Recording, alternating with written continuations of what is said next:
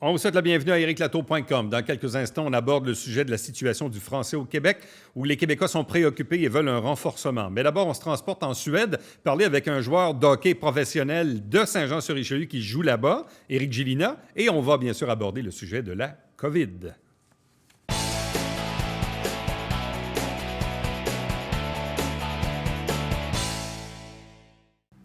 Évidemment, on est bien fiers de lui et on a vu quelques articles sur ses performances dans les derniers jours, ici même au Québec et au Canada. C'est un joueur de hockey de chez nous, déjà joué dans la Ligue nationale. Il joue maintenant en Suède, où on le rejoint là-bas. C'est Éric Gélina. Salutations, bonjour. Salut Eric, ça va bien? Bien, tout à fait. En fait, c'est drôle parce que c'est une drôle de coïncidence parce qu'on souhaitait te parler, mais finalement pour deux raisons. Bon, la première, évidemment, tes performances, on va en parler tout de suite, mais aussi un peu plus tard dans l'entrevue. Il y a cette COVID que l'on vit tous un peu partout dans le monde et elle ne se vit pas de la même façon dans les pays où on est. Et même côté professionnel, on a vu, tu sais, la Coupe Stanley, évidemment, qui s'est jouée en Alberta puis à Toronto pendant quelques semaines, alors que là, présentement, on est à l'automne et il n'y a pas de hockey de ce côté-ci. Quoique la Ligue junior majeure du Québec va peut-être commencer dans quelques semaines. Bref, c'est un peu compliqué. Mais d'abord, parle-nous de toi, parce que là, on disait que tu es en feu. Tu as des statistiques incroyables. Certains te définissent même comme étant le meilleur joueur de la Ligue. Es-tu en train de brûler la Ligue en Suède? Je ne suis pas prêt à dire que je suis le meilleur joueur de la Ligue en tant que tel, mais effectivement, ça va super bien. C'est vraiment mon meilleur départ en carrière. Je pense que j'en dois pas beaucoup à qui est probablement la meilleure de la Ligue aussi. Donc, succès de l'équipe est égal succès individuel. Donc, j'en dois beaucoup à eux. Mais personnellement, ma préparation de l'été était probablement plus sérieuse pour des motivations personnelles. Puis ça l'a paru dès le camp d'entraînement. Je pense que je me suis bien senti, puis ça l'a juste continué au courant de début de la saison. Donc non, ça va super bien, puis j'espère que ça continue dans cette catégorie-là. Bon, là, actuellement, et tu me corrigeras parce que ça a peut-être bougé depuis les récents articles, mais tu serais quoi, au premier rang des défenseurs du circuit en termes de points, c'est ça?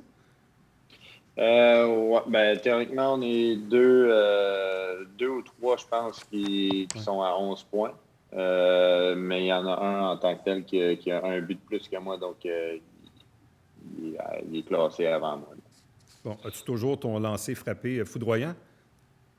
Ouais, ça, c'est je compte pas le laisser avoir plus de buts que moi pendant trop longtemps, ça, par exemple. Mais là, dis-moi, là, comment ça se passe en Suède? Est-ce que vous jouez de façon tout à fait normale, comme d'habitude? Est-ce qu'il y a des spectateurs dans les gradins? Bref, comment ça se passe la saison de hockey en Suède?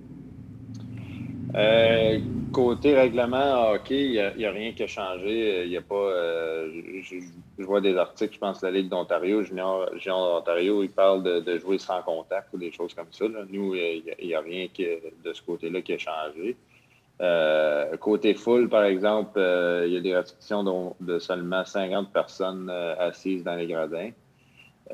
Foule-moi pourquoi? Parce qu'il n'y a pas de restriction autre que pour assister à des matchs de sport, en fait. Là. Mettons, je regarde les centres d'achat sont ouverts, puis il n'y a pas de restriction là. Donc, de où le 50 personnes assises, c'est une drôle de question, en fait, mais Ouais.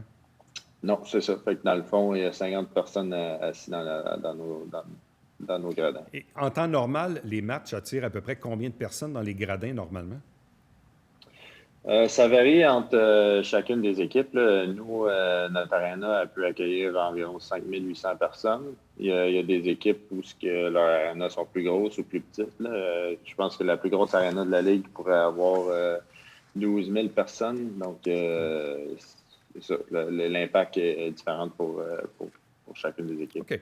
Mais votre calendrier de hockey est le même que les autres saisons? Oui, de ce côté-là, là, dans les 2 dernières semaines, il y a eu plus en plus de cas de COVID en Suède. Puis ça allait attaquer quelques équipes. Donc, il y a eu des matchs qui ont été reportés OK. pour certaines équipes. Là. Nous, en fait, nos 2 derniers matchs ont été repoussés parce que l'autre équipe avait des cas de COVID. Bon. Mais en même temps aussi, ces matchs-là sont suivis à la télévision, donc un peu comme on le fait chez nous avec RDS ou d'autres réseaux. Mais bref, donc les gens regardent le hockey à la télévision. Oui, en fait, la plus grosse source d'argent côté budget pour les équipes, c'est le contrat de télévision, en fait. Puis, je te dirais que c'est eux autres les boss de pas mal toute la ligue, là. En fait, c'est eux qui dirigent quand les games sont joués, etc. Donc, je pense que les autres, dans un sens, il y a probablement plus de personnes qui achètent l'espèce de bundle de hockey pour regarder les matchs chez eux. Là. Donc, eux autres, j'imagine qu'ils bénéficient du manque de personnes dans les gradins.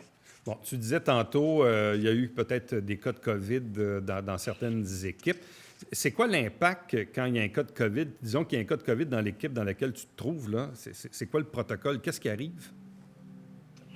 Mais là, les équipes présentement ils ont chacun ils appellent ça rapid test. C'est un test de COVID que tu peux recevoir les résultats en 15 minutes. C'est pas nécessairement aussi précis que les tests de COVID normales. Là. Je pense que ça va jusqu'à 75 de précision. Mais en fait, la seconde où tu as des symptômes, tu restes chez vous jusqu'à temps que tu aies passé ton test puis que tu as des résultats d'un vrai test. Mais sinon, la Ligue, peu importe si tu n'as pas été en contact avec le reste de tes coéquipiers depuis que tu as les symptômes, mais il n'y a pas vraiment de protocole autre que. Il y a plus que 4 personnes dans l'équipe qui ont le COVID. Là, à ce moment-là, ils vont annuler les matchs puis les repousser. Mais sinon, je pense que si c'est une personne individuelle, mais ils vont juste mettre elle à l'écart puis continuer comme si de rien n'était. Bon. Et dis-moi, comme ligue en Suède, évidemment, on essaie de faire des comparables, mais comme niveau de jeu, ça se compare à la Ligue nationale? Non, c'est niveau inférieur. Si une ligue à la comparer, je pense que ce serait la Ligue américaine. Je pense que notre équipe ou la Ligue pourrait rivaliser avec la Ligue américaine. Je dirais que le niveau de jeu, c'est pas mal la Ligue américaine. Bon.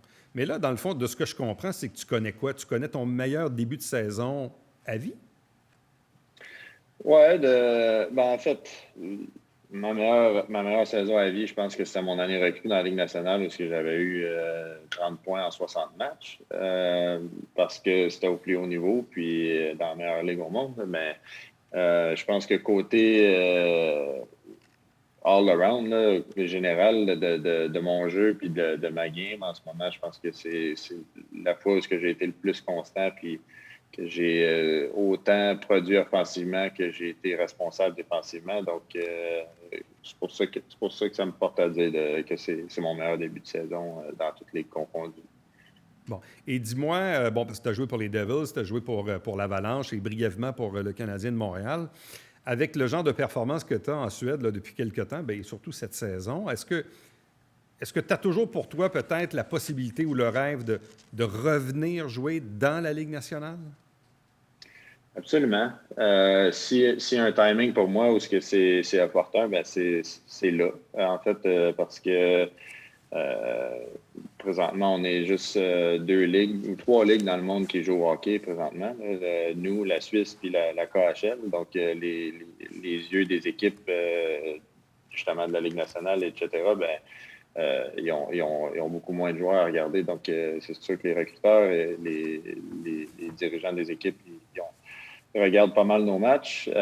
Puis en même temps, l'arrivée du Kraken de Seattle en 2021-2022, ça va ouvrir des portes. Donc, pour moi, en fait, mon focus, c'est d'avoir la meilleure saison possible présentement pour justement essayer d'ouvrir des portes et d'avoir l'utilité quand il va y avoir des jobs ouverts. Mais en même temps, quand je regardais justement dans les médias, dans la presse, sur RDS, donc les médias d'ici parlent de tes performances. Donc, j'imagine que ça va avoir écho auprès des dirigeants des équipes en Amérique du Nord, là, souhaitons-le. C'est à souhaiter. En fait, le fait aussi qu'on a des jeunes dans notre équipe, comme mon partenaire de défense, Moritz Seider, puis on a un autre, Nils Oglander, qui est un prospect des Canucks.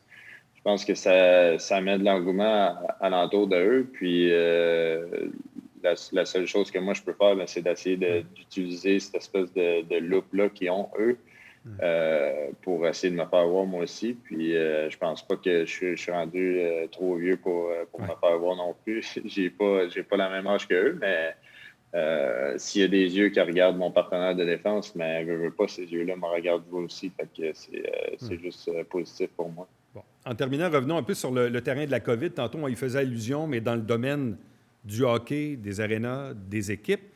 Parce que d'un point de vue ici au Québec, au Canada, à chaque fois qu'on entend parler de la Suède, on nous dit « Ah, c'est donc bien formidable, ils ont une vie quasiment normale, ils n'ont pas de masque, tout est ouvert, ils ont opté pour une stratégie qui est complètement différente, ils ont un bon réseau de la santé. » Bref, on voit la Suède comme étant une espèce de modèle idéal, un idéal à atteindre. Quel est le regard que toi, tu portes sur la vie de tous les jours en Suède et de la façon avec laquelle on compose avec la COVID dans ce pays-là?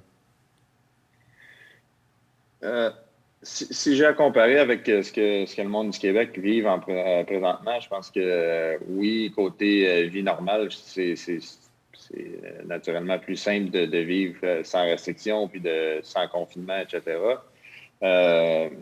Est-ce que je pense que c'est la meilleure façon? Je ne sais pas, puisque les autres, leur approche, ça a été d'essayer de bâtir des anticorps puis de vaincre le virus de cette façon-là. Puis il y a eu des personnes qui ont eu le COVID 2 fois, donc je pense pas que la mentalité des anticorps elle fonctionne comme que les autres l'avaient prévu. Mais c'est sûr que côté vie, c'est plus agréable que d'être enfermé chez vous, là. Mais ouais, c'est différent, c'est sûr. Mais je ne sais pas c'est quelle la meilleure façon, mais c'est ça. Parce qu'il en reste quand même, en tout cas quand on regarde les statistiques, la Suède compte quand même beaucoup plus de décès que d'autres pays dans le monde. Mais de ce que je comprends, c'est que le réseau de la santé est capable d'absorber, disons, les gens qui demandent des hospitalisations ou des soins intensifs. Parce que peut-être que nous, au Québec, on n'est malheureusement peut-être pas équipés pour ça. C'est peut-être ça la grosse différence. Dans le fond, c'est le réseau de la santé en Suède qui, visiblement, est mieux équipé pour faire face à ça? Peut-être. En fait, la Suède, c'est un pays je pense qu'il y a peut-être 10 millions de population aussi. Donc, c'est probablement, c'est moins que la province du Québec avec un plus grand territoire. Donc, je pense que, par exemple, la ville où moi je joue, il y a 20 000 habitants. Donc, c'est dur de remplir les hôpitaux avec 20 000 habitants. Là. Je veux dire, c'est pas tout le monde qui va être hospitalisé en même temps. Donc, peut-être que le fait que les villes où sont moins peuplées qu'au Québec, peut-être que ça a un impact. Je ne sais pas si ça l'engorge les systèmes de santé au Québec. J'imagine que oui, mais je pense que leur système de santé en général, ça ressemble beaucoup au Québec, l'assurance maladie, etc. Là. Bon. Et là, dis-moi, tu reviens quand au Québec, là? Normalement, si la saison se déroule au complet, puis qu'il n'y a pas d'embûche ou quoi que ce soit par rapport au COVID ou peu importe, on ne sait pas dans le futur, mais normalement, je reviens dans le mois d'avril environ. Au mois d'avril. Bon. Bien, Éric Gélina, merci beaucoup pour ce petit clin d'œil de la Suède. Bonne saison à toi, puis en souhaitant bien sûr que peut-être que quelque part... en fait, quand on aura du hockey, parce que nous, on n'a pas encore de hockey, on ne sait pas trop quand est-ce qu'on va en avoir, mais bref, le jour où on aura du hockey, bien, qui sait, on va peut-être te retrouver sur une patinoire en quelque part en Amérique du Nord. Bien, c'est souhaité. Merci beaucoup, c'est gentil. Un gros merci, Éric Gélina. Restez avec nous, on vous revient après ceci.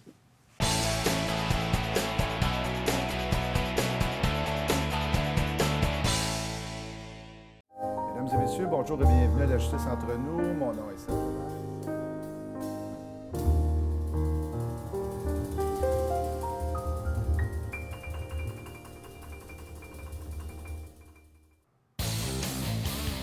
Salut, ici François Trépanier. Cette semaine à Sport Express, on s'entretient avec Robert Bob Legault et en deuxième partie, on parle MMA avec Johan Lennes. Manquez pas ça.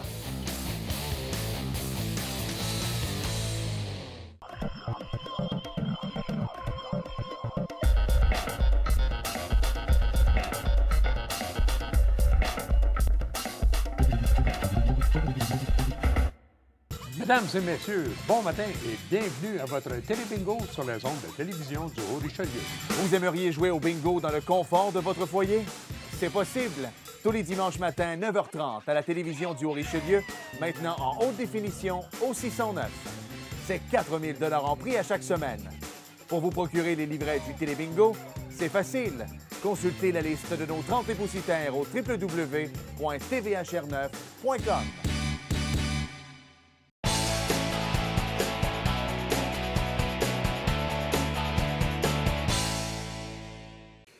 Malgré le contexte de la pandémie, les affaires courantes continuent, bien sûr, et on a vu dans la dernière année réapparaître un enjeu dont on n'entendait presque plus parler, celui de l'enjeu du français. On sait que le gouvernement veut en faire un peu plus avec son ministre Simon Jolin Barrette, mais au-delà de ça, quelle est la réelle situation du français aujourd'hui? Et de ce qu'on comprend, sondage à l'appui, c'est que les Québécois sont préoccupés et veulent un renforcement. Avec nous pour en parler, je vous présente Thérèse David. Elle est présidente par intérim du Mouvement national des Québécoises et des Québécois, vice-présidente de la SNQ Richelieu-Saint-Laurent et aussi enseignante à l'UQAM. Bonjour et bienvenue. Bonjour, ça va bien? Très, très bien. Vous-même? Oui, ça va très bien. On est très, très, très contents des résultats de ce sondage parce que ça va aider probablement le gouvernement à enfin déposer son plan d'action. Je pense que ça va l'aider à bonifier son plan d'action. On l'attend avec impatience. Je dois vous dire que l'été dernier, on a rencontré Monsieur le ministre Jolin Barrette qui voulait questionner les gens autour du français, les partenaires du Québec français, sur ce qu'elle allait mettre dans son plan d'action, les priorités et tout ça. Fait qu'on a beaucoup parlé de la langue. On a parlé de quotas de musique francophone, on a parlé de possiblement un jour, si Dieu nous permet d'avoir un CRTC québécois, mais on a beaucoup parlé du danger de niveau qui périclite au niveau du français, particulièrement dans les grands centres comme Montréal. Donc, on a commandé ce sondage-là justement pour apporter de l'eau au moulin, puis pour aider à ce que son plan soit costaud et soit... En fait, c'est une petite tape dans le dos qu'on veut lui dire hey, c'est urgent, les Québécois sont inquiets face à l'avenir de la langue. Donc, sondage qui a été commandé par votre organisation et dont les résultats démontrent un réel niveau de préoccupation de la part des Québécois. Ça se traduit comment, ça, dans le sondage? Écoutez, il y a plus je dois préciser que ce sondage-là a été commandé par le MNQ et par la Fondation Lionel Groulx, qui, elle aussi, est une fondation qui travaille beaucoup, beaucoup, beaucoup pour la défense de la langue. Donc, on était deux partenaires dans ça. Et les résultats sont quasiment, je devrais dire, pires que ce que je pensais. D'ailleurs, les mêmes questions ont été posées lors d'un sondage il y a 2 ans, en 2018. Et à notre grande surprise, et en même temps, c'est effarant, 71% des francophones qui s'estiment alarmés quant au futur de la langue. Et par rapport au sondage de 2018, c'est une augmentation de 17%. Donc, les gens non seulement sont préoccupés, mais ils le sont plus qu'il y a 2 ans. Et il y a un grand pourcentage de gens, 2/3 de la population, vit un danger dans les prochaines années que ça continue à décliner, particulièrement dans les grands centres. Il y a un sondage ad hoc qui a été fait dans la région de Montréal il y a à peu près 1 mois et demi, et c'était les mêmes résultats, le danger du français, surtout à Montréal. Mais ce n'est pas juste Montréal, c'est partout au Québec. Donc, je pense que les faits saillants de ce sondage-là, c'est les Québécois qui se disent en faveur de mesures renforçant les lois et renforçant assurer le financement nécessaire aux nouveaux arrivants. Ça, c'est 80% de la population. C'est un énorme chiffre. Que les services en français soient disponibles en français dans les écoles, dans les hôpitaux, dans les services publics. Ça, c'est un pourcentage de 77%. C'est des gros chiffres. Et évidemment, toutes les entreprises de juridiction fédérale qui ne sont pas soumises actuellement, il y a 78% de la population qui veut que c'est pour élargir les mesures pour le français dans les entreprises de juridiction fédérale. Évidemment, il y a toujours la même chose qui revient de sondage en sondage. 67 des gens qui veulent qu'il y ait un commissaire à la langue française. Et il y a 2 fois 75 le premier, 75 de la population qui est sensible aux mesures plus restrictives sur l'affichage et 75 pour les entreprises de 50 employés et moins. Est-ce qu'on doit faire une énorme distinction quand même entre les grands centres et les régions ou encore les régions plus éloignées? Je m'explique. Montréal est un cas en soi, mais en même temps, bon, vous allez aller vous promener dans le Bas-Saint-Laurent, au Saguenay ou en Abitibi, probablement qu'ils vont vous dire que le problème est peut-être moins apparent, peut-être? Ah, c'est clair, parce que moi-même, je me promène en région parce que je fais le tournée des sociétés qui sont en région. Alors, le problème est plus criant à Montréal, ça c'est clair. Mais il reste que ce sondage-là a été fait auprès de 1000 personnes, 1100, si ma mémoire est bonne, personnes de toutes les régions du Québec. Donc, c'est pas juste les gens de Montréal qui sont inquiets, c'est partout au Québec. Et probablement que le message, c'est « Oh, il faut faire attention, il faut mettre des mesures ». C'est vraiment révélateur d'une population, ça. Il y a aussi je dirais deux nouveaux phénomènes. Le premier, en tout cas pour ma part, on parle beaucoup d'immigration. Et là, auparavant, oui, l'immigration débarquait principalement à Montréal ou dans les grands centres. Mais aujourd'hui, et avec les problèmes de main-d'œuvre, on demande et on veut de l'immigration dans des régions comme la nôtre ou dans les régions un peu plus éloignées. Donc, la francisation devient là aussi un vecteur quand même assez important de l'affaire, là. Oui, c'est un enjeu important. D'ailleurs, c'est pour ça qu'en même temps que le ministère de la Justice, en fait, le secrétariat à la promotion de la langue française, en même temps, doit incessamment, d'une journée à l'autre, d'une semaine à l'autre, déposer un plan d'action. Et en même temps, parallèle à ça, le ministère nous a donné un mandat d'aider les nouveaux arrivants partout au Québec. Actuellement, il y a des cohortes partout au Québec pour les aider à améliorer leur français à travers des activités culturelles. Ça s'appelle les rendez-vous culturels. Donc, ils ont, je pense, la préoccupation de la francisation des immigrants. Je pense que pour eux, c'est une priorité. Ça va sûrement être dans le plan. Bon, l'autre volet aussi, on parle d'immigration, mais parlons également des nouvelles générations. Moi, je regarde mes propres enfants, je regarde leur consommation culturelle, médiatique. Bon, ils sont peut-être même à la limite un peu plus bilingues que nous, on l'était à pareil âge, un peu à cause de ce phénomène-là, entre autres celui des jeux vidéo, peut-être pour les jeunes garçons. Mais évidemment, avec les Spotify de ce monde, quand j'étais adolescent ou jeune adulte, on écoutait Énergie, on écoutait C'est quoi, on écoutait des radios jeunes parce qu'on n'avait pas d'autres alternatives. Aujourd'hui, le jeune de 15, 18, 20, 22 ans, il y a toutes sortes de plateformes dans lesquelles il n'y a pas d'obligation de jouer de la musique française. Donc, quand ils vont arriver un peu plus tard, à l'âge de 30 ans et plus, est-ce qu'ils vont devenir des consommateurs des radios commerciales? C'est un domaine que je connais parce que j'y travaille, mais il y a une préoccupation sur le renouvellement de l'auditoire à la radio, et ça passe aussi par la consommation de culture francophone. Mais vous avez totalement raison. Alors, dans ce sondage-là, d'ailleurs, on a questionné les jeunes de 18 à 34 ans. Je m'attendais, justement à cause de ce que vous venez de dire, je m'attendais à des résultats beaucoup des 30, 40 %. Je m'attendais à des résultats en bas de la majorité. Or, à ma grande surprise, bon, est-ce que le verre est à moitié plein ou à moitié vide? C'est 56 % des jeunes de 18-34 ans qui sont inquiets sur l'avenir de la langue.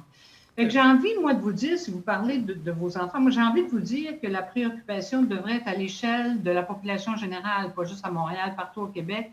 Moi aussi, j'ai 3 petites filles et la maman s'est donné un mandat très strict de les corriger quand elles font des fautes de français, de les amener sur des plateformes qui sont plus... elles sont jeunes, donc c'est du passe-partout à Télé-Québec et tout. Ouais. Et elle les incite à écouter de la musique francophone et elle leur lit tous les soirs, aux 2 plus vieilles, des livres en français. Donc, je pense que le cri d'alarme de la population, c'est oui, à travers Spotify, ça c'est un autre énorme enjeu qui va venir, c'est une bataille qu'on va livrer. Là. Ce matin, Monsieur Pascal Bérubé a fait une motion comme quoi il fallait établir les quotas de contenu francophone, au-delà de la loi 110 de M. Guilbeault. Alors oui, c'est un enjeu et ça peut être une prochaine bataille parce que vous avez raison, si au plus jeune âge, on ne les dirige pas vers des plateformes en français, vers de la culture francophone, vous avez raison,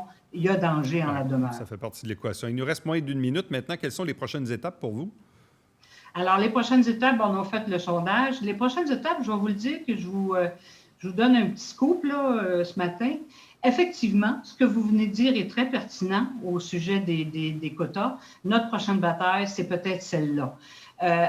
De se battre, c'est bien difficile de se battre contre les géants du web, c'est bien difficile de se battre contre une...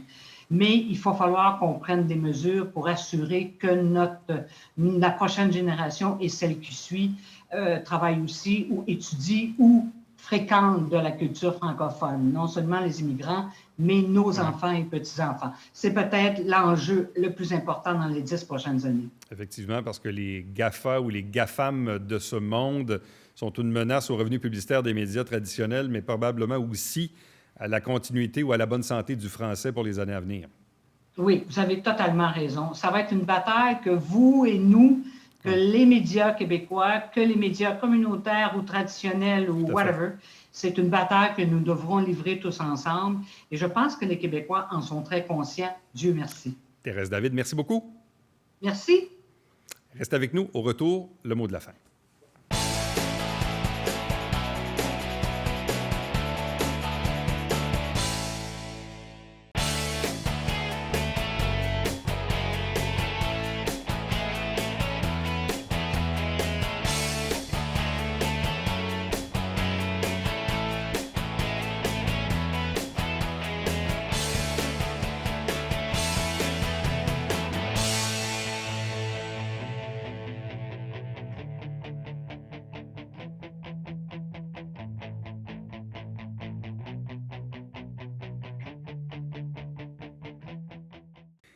Les pompiers de Chambly ont récemment rendu hommage à Mme Pierrette Meunier, qui est la fondatrice de l'Association des pompiers auxiliaires de la Montérégie. Donc, on l'a conduit jusqu'à son dernier repos dans la région de Rougemont.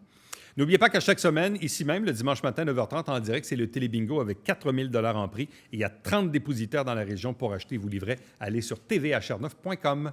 Bye-bye.